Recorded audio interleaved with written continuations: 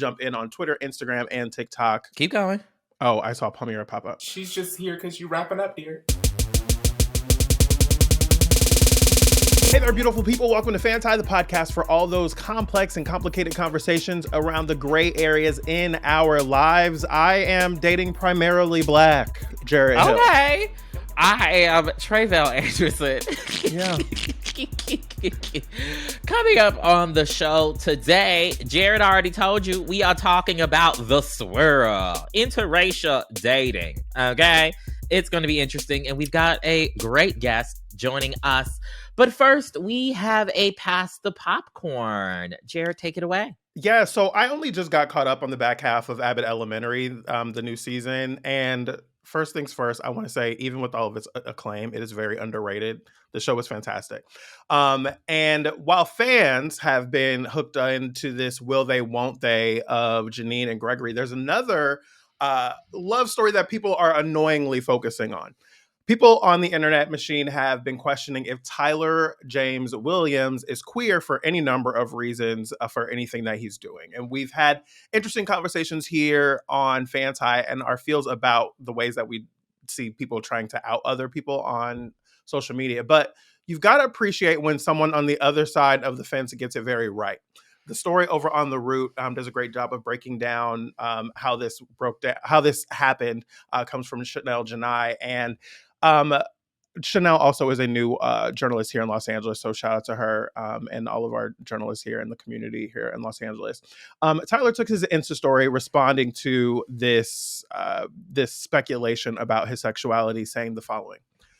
Usually I wouldn't address stuff like this, but I feel like it is a conversation that is bigger than me. He says, I'm not gay, but I think the culture of trying to, quote, find some kind of hidden trait or behavior that a closeted person, quote, let slip is very dangerous.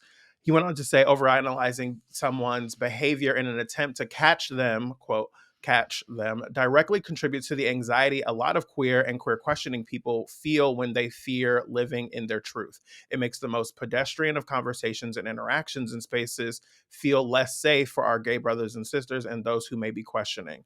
It also reinforces an archetype many straight men have to live under that is oftentimes unrealistic, less free, and limits individual expression. I've been very clear about the intentionality I try to put into using my platform to push back against those archetypes every chance I get. He finishes by saying, being straight doesn't look one way. Being gay doesn't look one way. And what may seem like harmless fun and conversation may actually be sending a dangerous message. Happy Pride to all of my queer and questioning brothers, sisters, and individuals. I pray that you feel seen in ways that make you feel safe in the celebration that is this month. What just hit for you? What just happened? What is it? It's disrespectful, I'm sure. I just want to be clear. I was not laughing at the statement. I was laughing specifically at Happy Pride to all of my queer and questioning brothers, sisters, and individuals. Oh, I don't get family claim. You know, I don't get a family. Wow, it's never enough for you people, is it? It's just never enough. Getting named is not the right name. I just thought it was funny. That's all. I just thought it was funny, you know, because sibling is right there. Okay, it's right there, and we got individuals, which, you know, obviously no malice. I just thought it was funny. Anyway, go ahead. I think it's a. We oftentimes see allies, and you know how we feel about that language around here, but like having to come out and say things like this, and I thought like Tyler James Williams did a pretty good job, or at least that's how it came across to me. I also want to note Tyler's younger brother Tre'vell shared a tweet thread that really kind of highlighted a little bit more on this, and I appreciated it. And it's many different tweets, but the last ones here say, one of the many joys of queerness that isn't talked about nearly enough is the act of complete reconstruction of one's ego. What you are is not what you've been conditioned to believe. So you get to create yourself in your own image outside any arbitrary social constructs or expectations, to not just think outside the box, but to discover the great deception of our patriarchal society. There never was a box to begin with. Tyrell finishes by saying, we taught each other just how big the world can be. And when you decide for yourself who and what you are, what is authentic to you, that is how you can be an ally. And he says he wants to give his brother, Tyler, flowers for the ways that he showed up for his younger brothers who were queer and really kind of deconstructing gender and having conversations with them and making it a safe space for them after they came out. So I really appreciated that.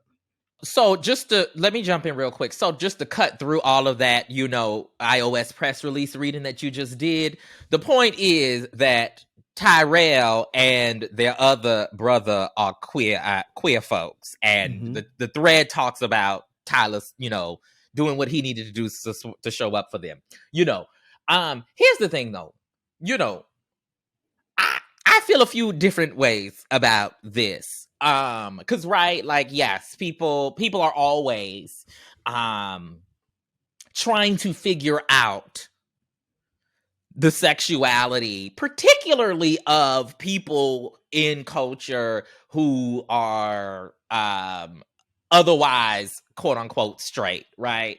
And all of it is often latched into, individuals collective desire, right, of these individuals, and masculinity and identity and what these things mean or don't mean and all those other stuff. So part of me is like, yes, big, good on Tyler for using his platform, if you will, to encourage people to think differently, right, about this idea of trying to figure out, quote unquote, figure out folks' sexuality. Love that 10 out of 10, no notes, etc., or whatever the kids are saying these days. Now, I will also say, now, there was a part of me that was like, okay, well, hold on. Because let me phrase it this way, actually, so I don't get in trouble. I would love for the broader community to also listen to the queer people who have and are saying the exact same thing about the quote unquote dangers, right, around trying to, figure people out. And it is interesting to me, all of the kudos, right, that we are extending toward Tyler in this particular moment, and perhaps they are due. So yeah, that's all I really had to say on this specifically. I think this is the same kind of conversation that sometimes we see when white people speak up and say something great about race, or they get it right on something to do about, whatever it is about a marginalized community. But I also think it's important that, like, we are thoughtful about the ways that we allow space for that, because on one hand we want straight folks and allies, or however we use that accomplice language or whatever, to like step up and stand out and use their platform and use their privilege and stand in front of the line and in front of the front lines and all that kind of stuff. And then when they do it though, then we're like, well, I don't know why you're getting any credit. And so like, well, hold on. And like, I think that that's not what I'm saying, to be clear, but I will jump in afterwards. But I think that we see this happen a lot. And like, sometimes it's warranted. And sometimes I'm like, I don't know what else we want people to do. Right. And like with Tyler James Williams, I think this conversation has been happening around him for a while, since Abbott has been out, and people always, are always kind of questioning what people want and who they are in real world and all that kind of stuff. But I kind of teeter on how I feel about it. I do think that we've obviously seen plenty of queer, trans people and people who aren't even necessarily under the leg booty community umbrella be able to have these conversations well. But like, I feel a little bit of a way. Well, so to be clear, my statement is not an indictment on Tyler, right? It is a call to action on the broader world, right? To not reinforce, right, all of the isms and obias that are baked into this particular conversation. Tyler can do whatever the hell he wants. That's not what I was speaking to specifically. I will note, though, that, this is why I believe that we should always, instead of defaulting to everybody being heterosexual, I feel like we should default to everybody being queer. I mean, now that I would stand behind. What would that do for us as a culture, as a community, as a world, as a society, right? If the foot was on the other shoe if the foot was on the other shoe, if the shoe was on the other foot, and instead of, trying to starting from a place of heterosexuality, right, we started from a place of queerness or something else. I wonder how that might change or shift our conversations, one particularly around like trying to suss people's identities out, and this broader conversation about outing, but also about this, what Tyler is speaking to in his message, this danger, he articulates it as, around that, around what it can convey to people, right, who are questioning, who are trying to figure themselves out, whether on a major celebrity type stage as he is on, or just in our everyday communities and the intersections therein. So everybody's a little gay. I mean, is something that I have heard people say. I don't articulate that for myself for clarity's sake. But anyway, let's go to break. And by some people, you mean Lizzo, because everybody's gay, apparently, according to Lizzo. Oh, she does have a song. Mm-hmm. Yeah, she does. We want to hear y'all's feedback on Tyler James Williams and this conversation more broadly about allies and the ways that they speak up or the ways that they fail at it. You can hit us up on social media on Twitter, Instagram, and TikTok at FANTI Podcast. Use the hashtag FANTIFam. When we come back, we're joined by Mikelle Street, and we're talking about the Swirl. Interracial dating's coming up next. Are you craving a fresh, delicious, easy meal? Try Wild Grain and get their bake from frozen sourdough breads, fresh pastas, and artisanal pastries delivered right to your door. Wild Grain is the first ever bake from frozen subscription box for sourdough breads, fresh pastas, and artisanal pastries. Unlike typical supermarket bread, Wild Grain uses a slow fermentation process that's easier on your belly, lower in sugar, and rich in nutrients and antioxidants. And every item bakes from frozen in 25 minutes or less. Plus, for every new member, Wild Grain donates 6 meals to the Greater Boston Food Bank. So you can eat good and do good all at the same time. I just recently had one of the croissants, and I had it for breakfast with some eggs on the side. It was really wonderful. Y'all got to check it out, okay? And I love the pasta as well. You just make your sauce and the pasta's already done. You just, put it in the boiler and you boil it from frozen. It's wonderful. Plus, for a limited time, you can get $30 off the first box plus free croissant in every box when you go to wildgrain.com/fanti to start your subscription. Yes, you heard me. Free croissants in every box and $30 off your first box when you go to wildgrain.com/fanti. That's wildgrain.com/fanti, or you can use promo code FANTI at checkout. Welcome back, beautiful people. If you are a Black queer person of a certain age, you've lived long enough to witness a few iterations of the discourse around interracial dating, okay?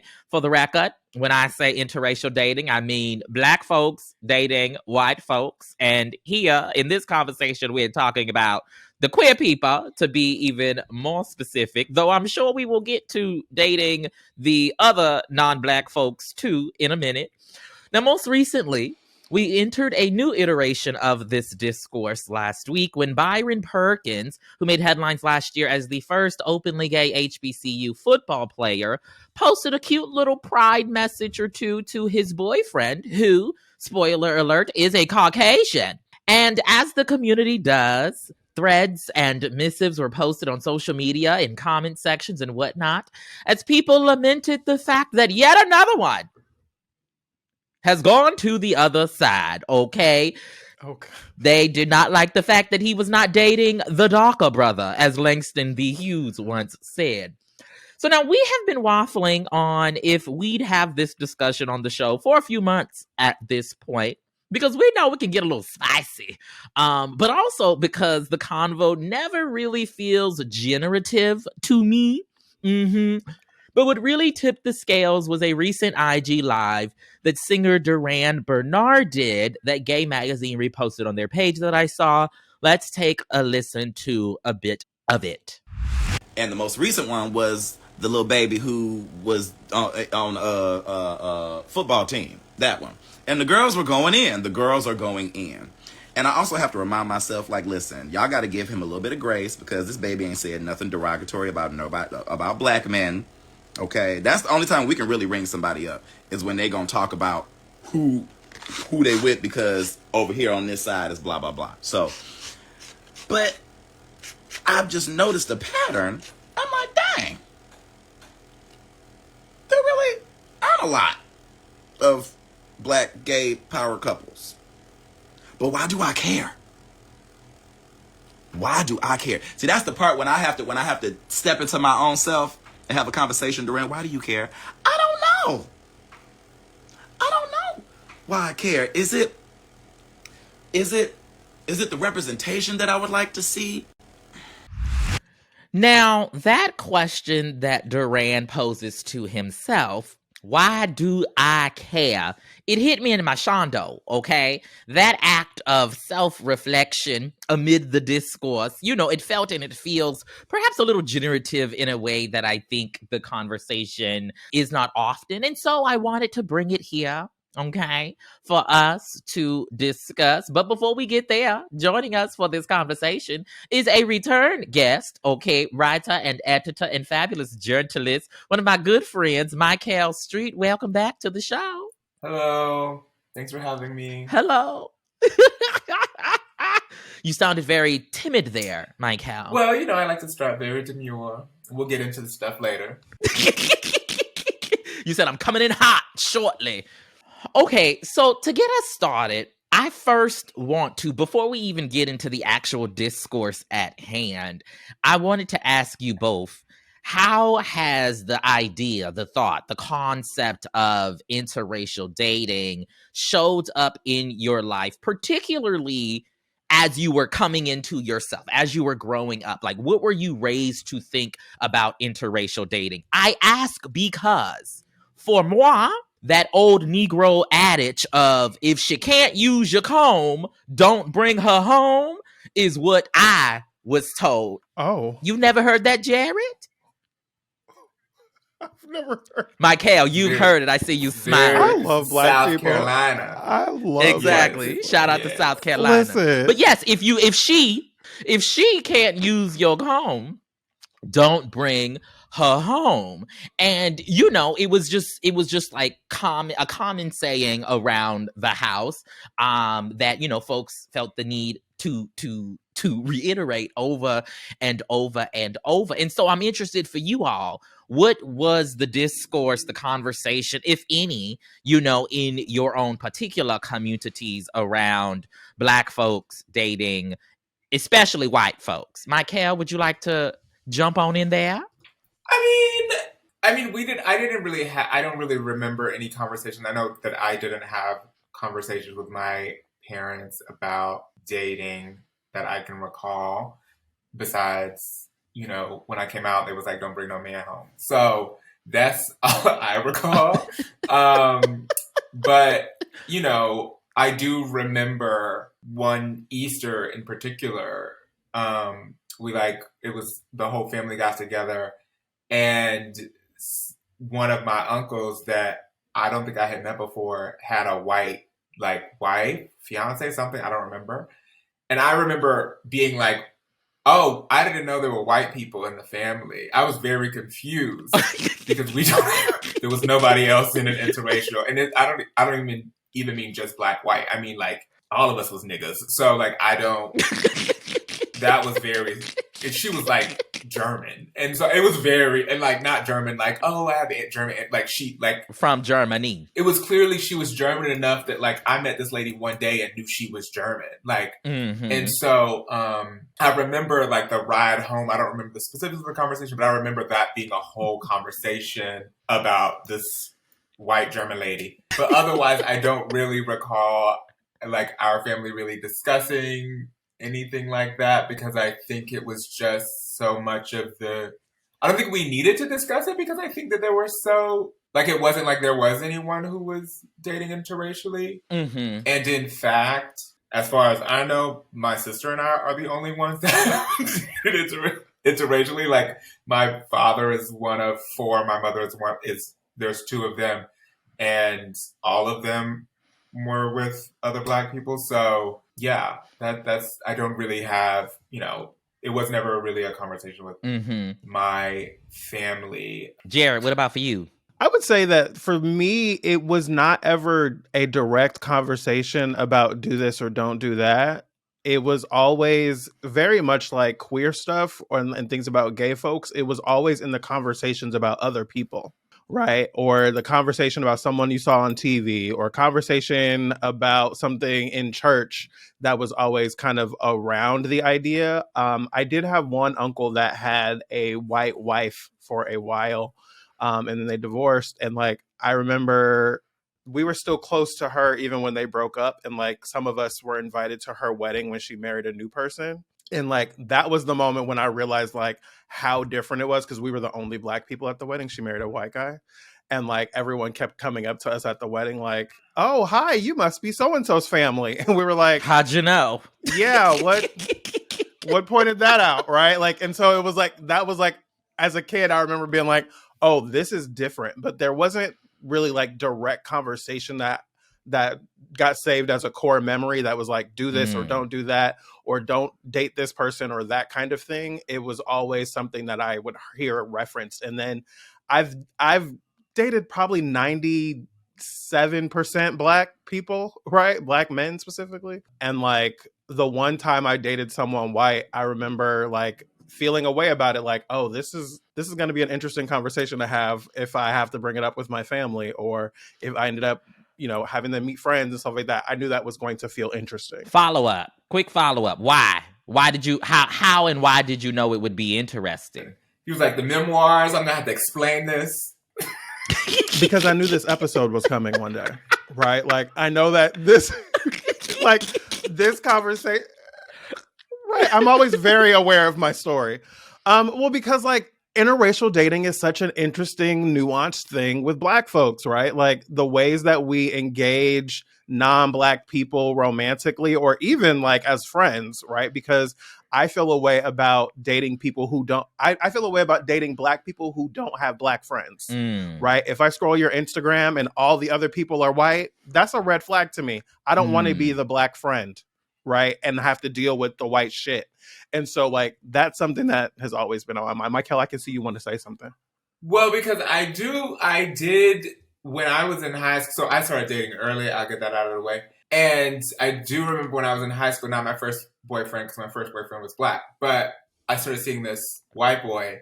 And I do actually remember, it was never a thing with my family because my family didn't know. But there was a situation where he made it clear that like we couldn't let anybody know that we were dating, because it couldn't get back to his family, because it was going to be a problem. Like, Tre'vell, I don't know if you remember Dixiana, but like, that was the part of town he was from. So he was like, oh no, we can't be.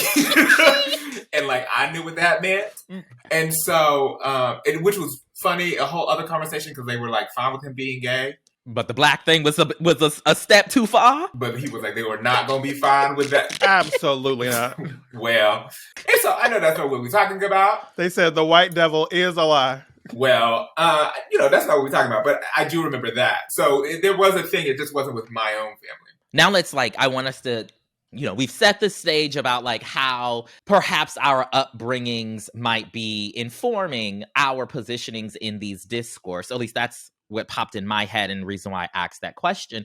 Now I want to move into each of your individual experiences with this topic of interracial dating in community, right? Around other Black queer folks, right? Like I said, we've been having this conversation about the interracial dating thing for a little minute, right? And it pops up and it has various waves. And Mikelle, one of the reasons why you are here, although I asked you before I remembered this particular reason as to why you should be here, is because when I was at Extra Magazine, you wrote a piece about Justice and Nick, who are both Black gay boys, and their particular relationship. And a piece of that article, we'll drop it in the show notes. A piece of that article talks about, right, this conversation around interracial dating, around the lack of what seems like, the lack of Black gay couples, Black queer couples, right, in the industry with a particular level of success and visibility,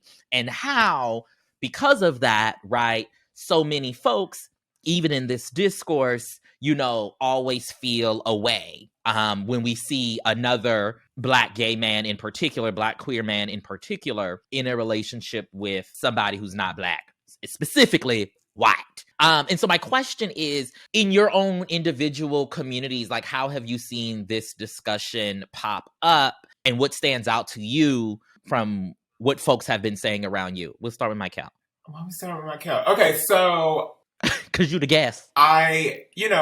It's really interesting because in like real life, at least the girls I know and talk to, like, we don't talk about this unless it's like a discourse elsewhere. Like, It is interesting because I do have friends where it has come up. We have chatted about it very, we don't really go into depth. We chat about it very shortly. People kind of say how they feel about their own personal dating experiences. I have a lot of Black gay men in my life who are like, no, I specifically date Black gay men. Like, that is something that I make a very conscious effort to do. And like, we have discussions about that. But, we don't really discuss in the ways that social media does, discuss, whether or not there are enough celebrities that are Black and gay. It has come up in passing, but it's just not something that I think, put a lot of weight on, which is a part of the discussion that I think Duran was kind of getting at. It's just that, like, the reality is whether or not we see that at that very specific level, which we can have a conversation about the worthiness of that and what that means or whatever about that level. The reality is that, like, if you are in community with other Black, gay, or queer, I wanted to note before that justice is queer, not gay. But received. If you are in community with other Black, gay, and queer people, the likelihood that personally, absolutely, Black gay couples or Black queer couples is high, right? And so whether or not you see it at that specific level does not mean that you don't see it and you don't know it's possible. So I think that is why we don't discuss it, because we see it. I'm in community with Black gay people and I see them with each other, and so like I don't. Like, yes, we can theoretically discuss the celebrity or whatever, but, it's not really pushing me because, I know it's possible because I see it, not on TV, but literally, at clubs, at parties with me, so. Jared? This came up for us as a prospective conversation again after Jonathan Majors in the last few months here, right? And so seeing the Jonathan Majors story come out with him and, some alleged abuse and it being a white woman, this was, weeks after Creed 3 had just come out. And like, this is how I feel like it comes up in conversation quite a bit in my friend circles, because I find that we end up discussing it. And there's always someone who will make a comment like, "Tell you heard it was a white woman." And it's like, what? And they're like, "Oh, I didn't know that." And like, that's always like a part of the conversation, right? And like, whether or not that's judgment or just information or getting a reaction or whatever it is, like, it's always a part of the conversation, right? And then even if we take that story a step further and hearing that he's dating Megan Good now, and it's like, oh, it's a Black woman now, and like the way that race plays in those kinds of dynamics. I know for like queer folks, I have plenty of friends who are in interracial relationships. I have dated, like I said, one white man over the years. And the conversation about interracial dating is always an interesting one, because you and I talked about, like, who do we have as a guest on this conversation to be able to bring in and be a part of the discussion about what we want to do? And like, how do we want to think about how having someone who is dating interracially impacts the conversation itself? And I think you actually had really interesting perspective on that and how you wanted to frame this conversation. Well, I just said that if we were to have a guest who is currently in a relationship with a white person, married, dating long-term, engaged, whatever, that changes the conversation. It just does, right?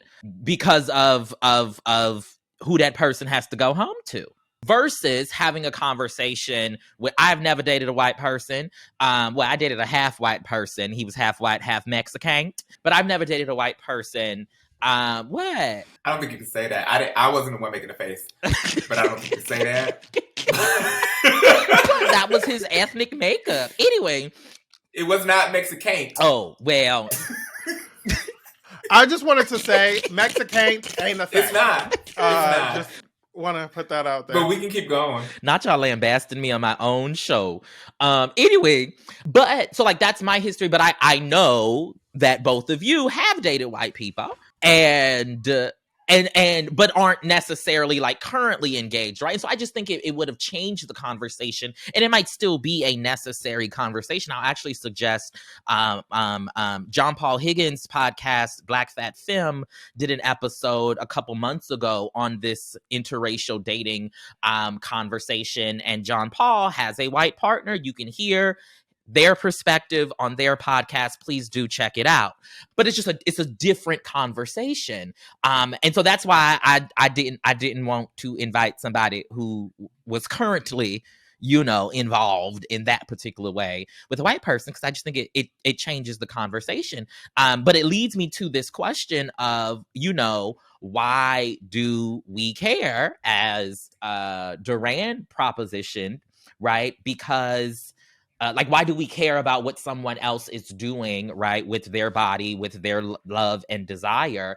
What impact is it having on us, especially in light of what you said, Mikelle, in terms of, I know Black gay couples, right? So to your point, it'd be great to see it on screen and in Hollywood and on the red carpets, right? But I could also, go down to, the Quickie Mart, right, and run into two Black gay men that have been together for, 5 years right now that I know. I mean, I think there's a lot of things there. I think that one is that is that you do look at the micro and see what that says about the macro, right? And so you look at specifically this group of highly visible Black gay men, and it does beg the question that in this group of highly visible Black gay men, why is it a tendency, a trend, that those that are publicly partnered are not publicly partnered with Black men, particularly if we know that we see that every day. So it does beg the question of why. Does that say something about people who have a propensity to be with white men? Does that say something about whether those white partners in some way allow them, what does that say? Why is there not more, right? If like we're saying, that we can see that in every other instance, right? Because the other thing that is important that a friend of mine was pointing out, which I agree with, is that it's not even that there are not Black gay power couples. They are. It's just that they are not public facing celebrities, right? It's that we know Black gay couples that are very successful. They just aren't Hollywood celebrities. And so it does beg the question of why in this specific space this is such a trend. And does that say something about culture? Does that say something about gatekeepers? Does that say something about, something within Black gay men, within, the things that we have been taught, right? I think that a lot of times when this conversation happens, people do not love to sort of look to him or think about him in terms of the points that he's made about this. But I think Jeremy O. Harris made a lot of really interesting and important points. Okay, slave play. Around this is that, right, slave play. So, he sort of begs the question of, I think a lot of people took slave play and what he did there as sort of he was saying a statement about the issue of interracial dating, when in reality he was kind of just trying to pose questions and tease out instances and from there start a discussion, as opposed to saying that this is an answer. And so amongst those questions, the question that he wants to pose one of the questions that he wants to pose is that in a world where Black men are told they're not beautiful, in a world where gay men are told that they are not deserving of love, is it incomprehensible that a Black gay man would think that they are, one, not deserving of love, and that two, another Black gay man that looks like them is not deserving of their love and is also not attractive. You know what I mean? If the world is telling you all of those things, is it incomprehensible that you would internalize those things and then that would come out through your dating habits. It's not saying that it is. But it's offering the question. Right. And so another question I actually posed, I wrote about Nelson Ellis's death for Vice years ago. And I wrote about the character Lafayette Reynolds. And when you look, I don't think any of his partners were black. But most of them were not black. Most of his Johns were white. But then, also his boyfriends were white. And then he had a Hispanic boyfriend, whatever. Anyways, and so in that piece, I posed the question of whether or not, because I thought, living in South Carolina, I knew that it was common for black men, particularly upwardly mobile gay black men, to be with white partners. And I posed the question of, does it subconsciously to black gay men, do white partners sort of pose this sort of like this access point to a privilege that we could not otherwise have proximity to because of our blackness that excludes us from that privilege? Do these white partners give us access to that privilege in a way that we could otherwise not get attain? And I think, I don't know, but great question. It does beg the question. And further to that point is that this is a question that we wrestled with in the 90s and the 2000s around black straight people, because all the black straight, athletes had white partners, right? And so this also, I think, is something that we must acknowledge, is that we can't have this conversation about black gay men dating white gay men in a vacuum. The reality is that we saw this in the macro of black people at large. There were so many black celebrities, mostly male, who all had white partners. And so I think that is this a black gay issue, or is it a black issue? Or, I think, a lot of questions. Well, so I think to that point, because Tre'vell, you're asking why do we care, right? And why do we continue to have this conversation in the myriad different ways that we do? And I think about this point that Mikelle is making at the end, this is bigger than a black gay issue, right? And I think about how I think it was a Cheerios commercial with a biracial couple, and Twitter and Instagram and all of the internet was so frustrated. And this was years and years ago. But I remember thinking to myself, I am always seeing an interracial couple in a commercial, right? It's never two black people, or it's very rarely two black people that love each other or two brown people that love each other. There's always a mixed race situation. And I'm totally here for mixed race dating, right? Interracial dating, or however we want to word that. But the idea that it always has to be the image in the media for the commercial, for the TV show, for the film, for whatever the casting is, it starts to do this thing where it's why is this the only image that we get to see of black folks being able to love each other, right? Or black folks being able to have love. And I remember a friend who's an actress, and she was doing a lot of commercials. She was talking about how she would often advocate to be able to wear a wedding ring when she was playing a black woman in a person in a commercial. She was the black women that they have me playing in commercials are never married, right? There's never a ring. They're never in a relationship. They're always single, or they have a white partner. And I just thought I started paying attention to how many black women on commercials and TV shows are wearing rings, right? And how often they are paired with a white partner, or the black male character is paired with a white woman, and how we're continually having this conversation about why do we only get to see these kinds of images? I do think, going off of both of the things you both just mentioned, I think it's important to state explicitly, right, the history when it comes to these conversations, particularly around interracial dating, right? I feel lurking in the ether of all of these conversations is it's Loving v. Virginia. It's, Emmett Till. I was going to say, it's giving very Supreme Court. It's Emmett Till and that white woman, it is, and it makes me think of, right, the, at least sentiment of that phrase, she can't use your comb, don't bring her home, in my own particular community, right? The sentiment there was also because this was Charleston, South Carolina, right?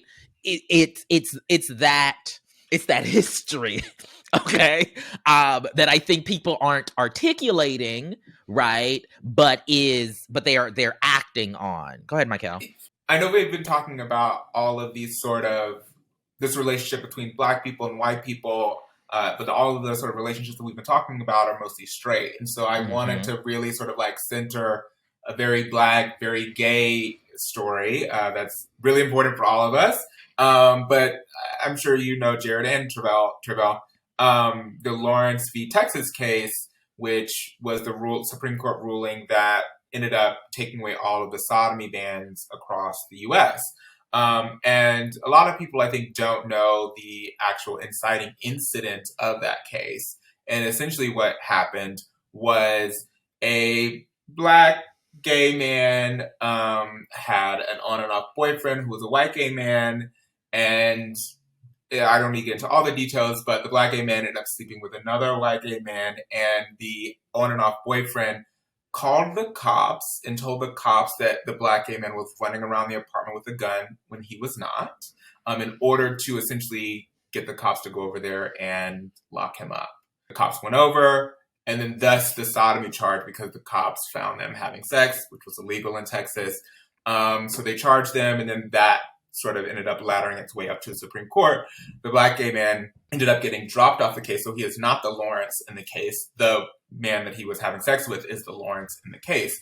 But I say all of that to say this is within that exact same line and lineage that you guys are talking about, but it's specifically gay. Mm-hmm. And also it is the reason why sodomy is legal in the 50 states, which, if you don't know, sodomy is any sex that is not procreative sex. But it's usually when the law gets involved, it's about anal sex. I say all this to say, like, it is not just, this thing that is Black culture at large, but it is very important to specifically our community as well. I think one of the other things that you touched on that was interesting to me was like about our feeling of deserving of love, right? As Black queer people, and like the ways that kind of shows up for us. I remember I've shared this quote multiple times, and I've seen a lot of Black queer people share it, from Ivan Neuer, that says, "To the Black boy in love with another Black boy, be patient with yourself, be patient with him. They don't teach us this kind of love." And like, I think about how many Black gay men I've been on dates with, and like how frustrating it can be to try to connect sometimes, and how easily and seamless it can be other times to connect with a Black queer person in a romantic way. And I think about how when I remember the first date that I had with the white guy that I dated. I remember I had never really like taken a white man seriously as far as a date was concerned. And like that first couple of days trying to process like his interest and being like, oh, this is race, right? Like, I'm trying to understand this white person being interested in me, and like had a whole lot of processing to do around that at 29 years old. And now as I'm older, I'm thinking back on it and I'm thinking like, oh, that was some hierarchical shit about like what you think you deserve, and like how white people, how we've placed them on certain kinds of pedestals, and all of these other kinds of things. And like when you mentioned like the deserving piece, I'm like, oh, that's exactly what that was back when I was dating said unnamed white man.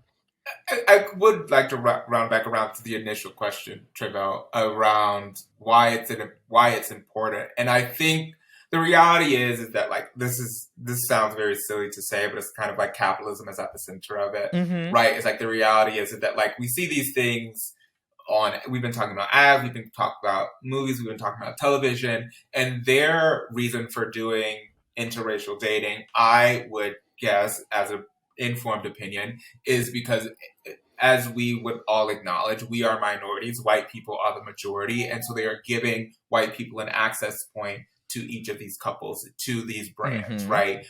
There's, as we all know, working in this industry, in this business, this idea that sort of, a Black on Black couple is not marketable because the mass majority is not going to be able to see themselves through those people. They can't say, oh, I am Tre'vell. I can see myself in this story because of that.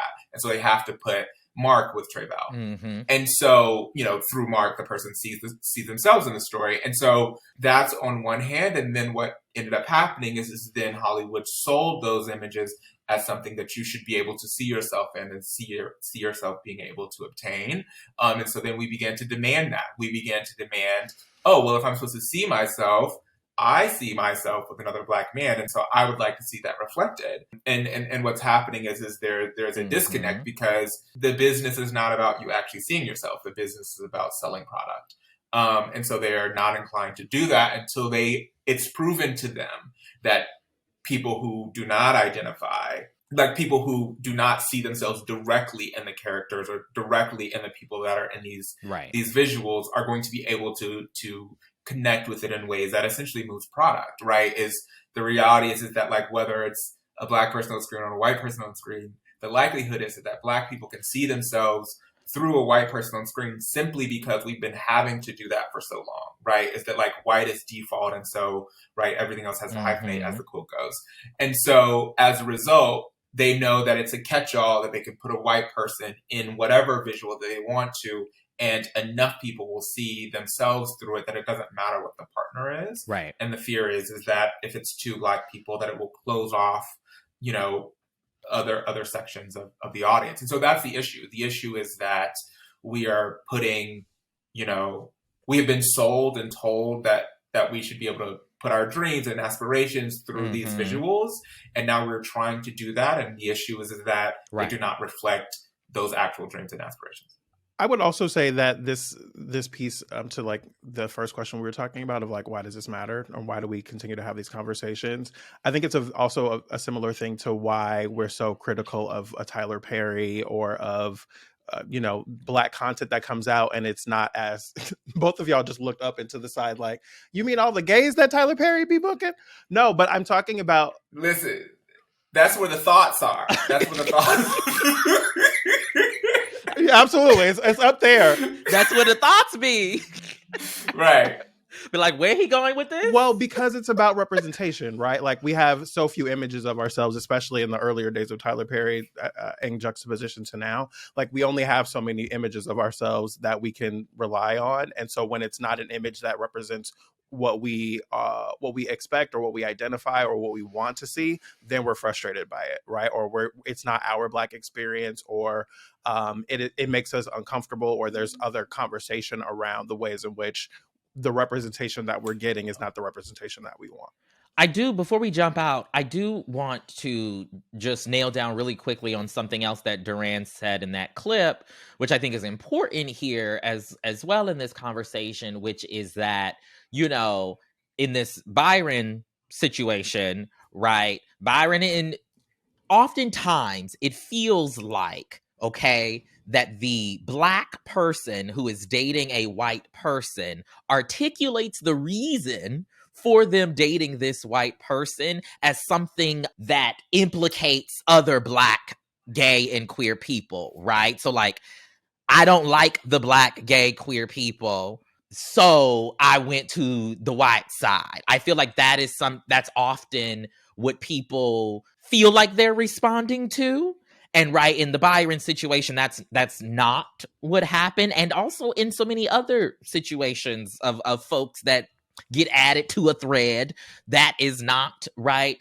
The particular implication, but that idea, right, that perhaps self-hatred, that perhaps, you know, internalized whatever, as you were talking about earlier, Mikelle, I think that is like, that's something different to be wrestled with, right? As we are having conversations about, you know, representation and interracial dating and whatnot. And not enough folks, I think, are having that conversation. I never thought that we would be diving deep on Jeremy O'Harris on this podcast, but look at us. So I just think just wanted to say that I think that aspect, like the ways in which many of us have internalized, right, anti-Blackness ultimately, and how that shows up in our dating patterns is something else for the community to wrestle with. And then also lastly, that, you know, I don't care what y'all do. I don't care who y'all dating. If it don't got no effect on me, what they say, love is love. That's what white gays say. Let's be clear. Anyway, you know, I'm gonna love who loves me back, okay? And so I wanted to reiterate that as well. I started making some faces as you was working your way through what you were saying. You always do. That's all right. Because I be working through it with you. And I just wanted to make sure. So I'm not sure exactly if this was your point, but it seemed like you were saying at first that often it is the case that people are sort of saying this anti-Blackness. And I think that often they are not, that in fact, it is often a projection because a very small group said that. And then people are sort of projecting that ideation onto all Black gay men who date white men, which is an issue. And that kind of leads to the second point that I was going to make, which is, that is something that I think a lot about, is that we are calling individuals and their lives, which was something that I tried to get at in that piece that I wrote for you about Justice and Nick, is that we are calling individuals and to use their personal lives as vehicles for our goals and aspirations, which is something we should never do. It's one thing to say that about whether, films and television, and we need this representation here, and we need this representation there. That's one thing. But to call someone to task, or to criticize someone, or to demand that they show you the representation that you need when they are trying to live their lives, like their own life. That is, I believe, is extremely, I don't even know the words that I want to use at this moment, but like, it's just wrong. It's not how this works. These people have to live their lives. And the idea that because they are a public figure, that they then have to contort their lives in this way for you to be able to project on them is just completely inaccurate, right? You are buying into this old idea of old Hollywood, which is how they tried to do this, right? They had these very constructed lives in order for people to do that. But like, it was irresponsible, and it leads to a lot of, mental health issues. Absolutely. Right. It's that like, these people should be allowed to live their lives. And if you want to have a conversation about representation, you want to have a conversation about these trends, that's fine. But Byron or, RuPaul, whoever, these people should not be called to task for what you see as a trend and be told that like they are wrong because of this overarching trend that, to be clear, has existed for decades, right? This has existed for before Byron was born, right? So like, why is he being called to task for something that he just happens to be the example that you chose? Every time one of y'all says Byron, I just hear Byron, and like that Medea reference is just hitting for me. Byron, like a siren. Mikelle, tell people where they can find out more about the work that you do. Google. Okay, we'll take that. I think that'll do it. Yes, I mean, I have my Twitter is Mikelle Street. Don't follow me there because I talk a lot of shit. It's MIKELLESTREET. My website is Mikelle D Street. It is updated infrequently, but it does have all of the links to all my socials. If you want to read something that I did recently, I recently wrote a cover story of Yasmin Finney, a star of Heartstopper, for them. So them.us, it's there. Or I think if you probably Google her name, it'll probably come up. So yeah, but Twitter is probably the best place to keep up with me. Follow at your own peril. We appreciate you being here and lending your voice to this conversation. I feel like there's a lot to talk about with this, and we only got so much time. We want to hear from y'all on social media. Hit us up on the social medias at FANTI Podcast using the hashtag FantiFam. We'll jump in on Twitter, Instagram, and TikTok. And coming up, why y'all hate us so much in listener feedback. We'll get into our dishonorable mentions as well. Don't go anywhere. Fanti's coming right back. Greatest Trek is the podcast for all your modern Star Trek needs. It's funny, informative, and now it's also timely. That's because every Friday, right after the release of a new episode of Strange New Worlds, Picard, Lower Decks, Discovery, or Prodigy, we bring you a review of that episode. There's some great new Star Trek coming up, and we're going to cover all of it. You'll like our show because we're both former video producers, so we bring a lot of insight into the production and filmmaking aspects to these episodes. And we also have a very refined sense of humor, so we make lots of delightful fart jokes along the way. So come see why Greatest Trek is one of the most popular television recap podcasts on all of the internet. Subscribe to Greatest Trek at MaximumFun.org or in the podcast app you're using right now. Hey there, this is Drea Clark. This is Alonzo Duralde. And this is Sparta. Iffy. Listen, I got 300 on the brain. We just watched the movie 300 in honor of our 300th episode of Maximum Film. That's right. And to celebrate this major milestone, we brought back original co-hosts Ricky Carmona and April Wolf. but just for this one episode, right? Oh, Iffy, you know we could never replace you. Some of the voices have changed over the years. Heck, the name of the show has changed too. But through it all, Maximum Film remains The movie podcast that isn't just a bunch of straight white guys. Deal with it. Find this and all 300 episodes of Maximum Film anytime on MaximumFun.org. Welcome back, beautiful people. Now we're going to get into our listener feedback segment. We have got an email here from a friend of the show. He hasn't been on yet. We've got to rectify that, but we've mentioned him a number of times on the show. Ray Love Jr., who wanted to put me under the firing squad. So I will read out his email. He says, I was listening to Tre'vell's Black History Moment where they highlighted the 4 Spelman grads who shared the valedictorian honor for their class, and I found their prideful tone to be a stark contrast to how they spoke of their own alma mater just moments ago in the same episode to be intriguing. You speak so highly of Spelman and so begrudgingly about Morehouse, despite them both purporting synonymous problematic ideas and standards for their respective genders within the binary of their colleges. I'd be interested in hearing your thoughts on how and or why there are differing sentiments for the two. Signed, a graduate of the #1 and baddest public HBCU in the nation, Florida A&M University. So this is actually a very simple answer, and that's because actually if you dive into the history of Spelman College, particularly as it relates to their LGBTQ policies, you'll actually find that they are one of the, if not the most quote unquote progressive HBCU when it comes to, the policies on their campus as it relates to LGBTQ people, as well as specifically, I often think about their policies around trans students, right? Spelman has a long history of platforming, in particular faculty, right, who have been able to push the college and students push the college in the, what I would say, right direction. And the fact of the matter is that Morehouse historically has not. They have made some inroads recently, post my time on the campus, that I think is admirable. And I'm what's the word? Excited, pleased with the steps that Morehouse in particular has taken and is taking. Stay tuned because I got something coming up for you. But the history is the history, and that is why I articulate it in the ways that I articulate it. And so, yeah. There it is. And then you have a tweet here, Jared, from somebody. I just want to really quickly, I got a tweet from @AmbaDarling on Twitter, who has named themselves Jamiroquai.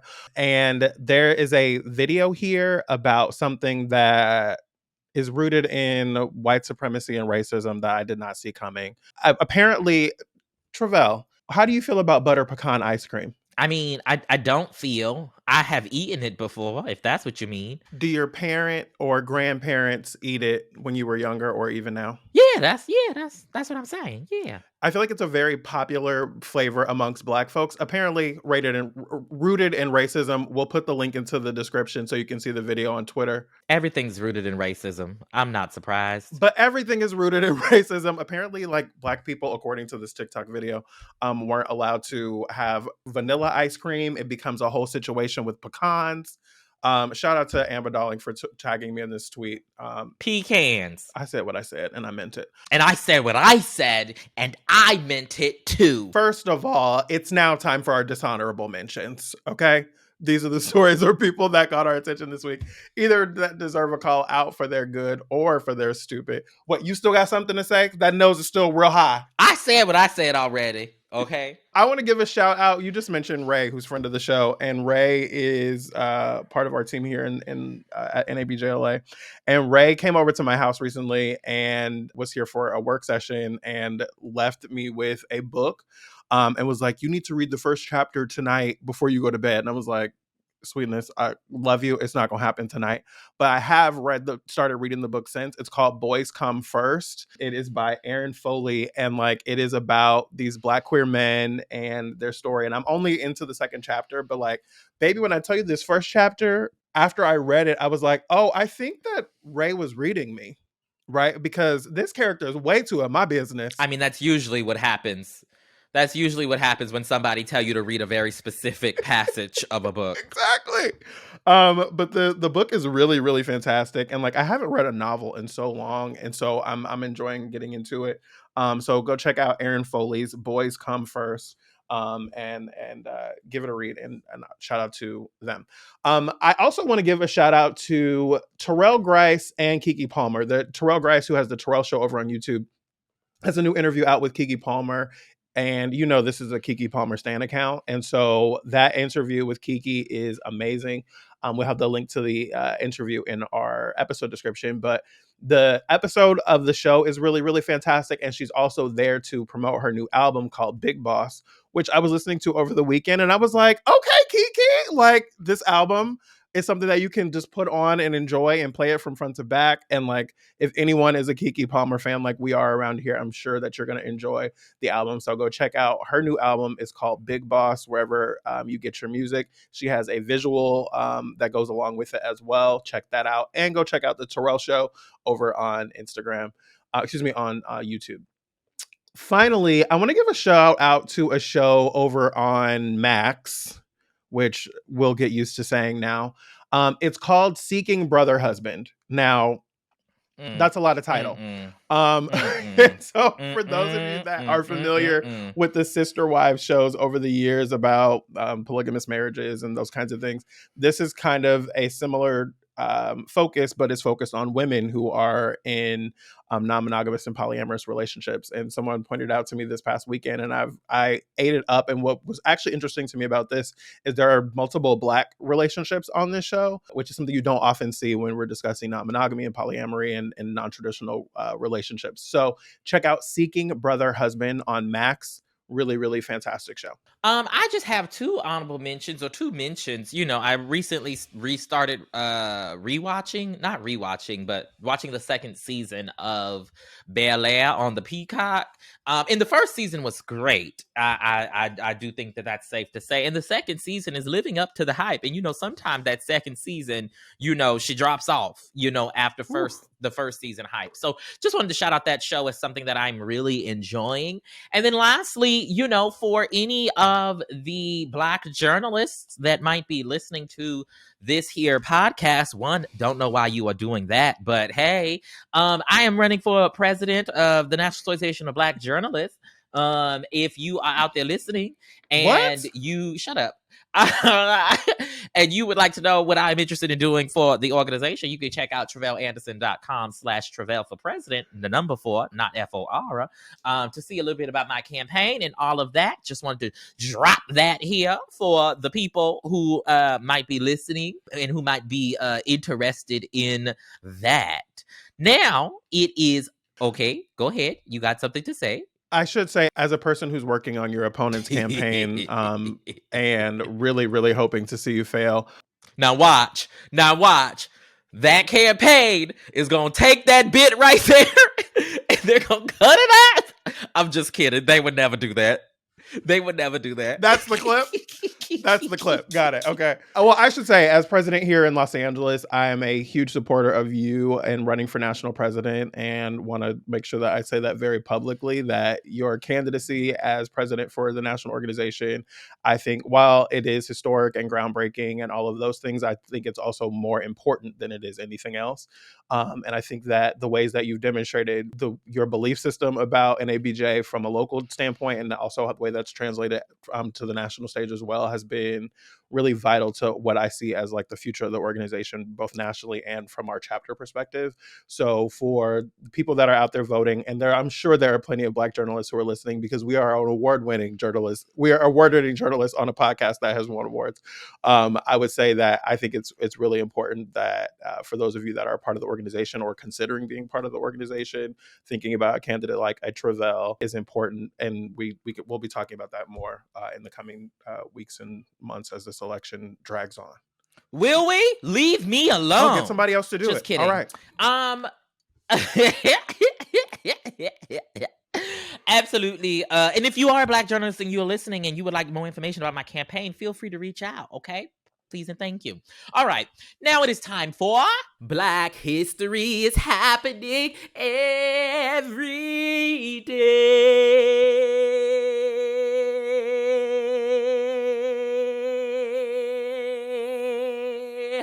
This week, we are going to give this honor to Jessie Maple Patton, who was a cinematographer and director who broke barriers for Black women in film in particular, as she was most notably the first Black American woman to direct an independent feature-length film, 1981's Will. Before that, Maple was also the first Black woman to be admitted into the International Photographers of Motion Picture and Television Union in the 70s. After Will, Maple went on to direct Twice as Nice in 1989, along with a number of documentaries. She passed away on May 30th of this year, survived by her husband Leroy, daughter Audrey, grandson Nigel, 5 sisters, 2 adopted daughters, and several nieces and nephews and nibblings, I am sure. She has this quote that we want to leave you with: "Be blessed. Hug the hugless, love the loveless, feed the hungry, help the helpless, encourage the sad, and always give an encouraging word." Shout out to Jessie Maple Patton and all of the history that you've made. As we get ready to get up out of here, we want to let y'all know about a couple of things. Number one, if you are listening on Apple Podcasts, like more than half of you usually are, you can go over to the Apple Podcast app and hit browse and check out Illuminating Our Perspectives. Our Pride Perspectives curated playlist is over on Apple Podcasts right now. You can check out a curated list of our favorite podcasts that uplift LGBTQ voices, and also like episodes of this show that we have felt were really, really special. So you can check out all of that over on the Apple Podcast app. We've put a lot of work into this. The meetings were many and lengthy about like who goes into what different categories and all these things. So for those of you that listen to podcasts, you can check out the various different things that we were suggesting over there. And also over on We See Each Other, the podcast, we are on episode 5 of 9. And this week's episode is all about the boys. It's about trans masculine representation. It features an interview with the legend himself, Brian Michael Smith, who made history as the first Black man who is trans to have a series regular role on television on 911 Lone Star. It's a really, really, really good episode. I keep saying that, but like the episodes actually get better, and not just because it's my work. Like these are really great episodes. With that, we gonna get the hell on out here, y'all. Yes, for those of you that are checking us out on YouTube, head over to fantipodcast.com. You can check out, we have 3 whole seasons of other shows that happened before we ever landed on YouTube. Fantipodcast.com is the best way to get information on all that. If you have a comment or a suggestion about this week's show, we're at Fanti Podcast on Instagram, Twitter, and TikTok. You can use the hashtag FantiFamily, jump into the conversation, or you can shoot us an email. fanti@maximumfun.org is the way to reach us, and we might respond to your letter here on the air. Oh, yes. Okay. And if you would like to financially contribute to all of this wondrousness that we provide you, you can help us by becoming a member at MaximumFun.org/join.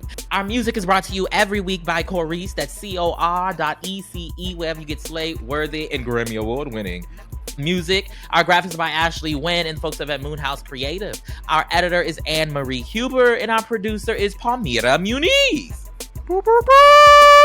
It gets worse. It gets worse every week, Jared. You don't be practicing. No, this is your fault. You don't be practicing. Yeah, we got to figure out what we want it to be. It's just got to sound better. You be sounding like a dying car or something. What do you want out of the Palmyra acknowledgement at the end? What should we do with that? That's my point exactly. Our singer-producer is Laura Swisher. This is a production of Maximum Fun.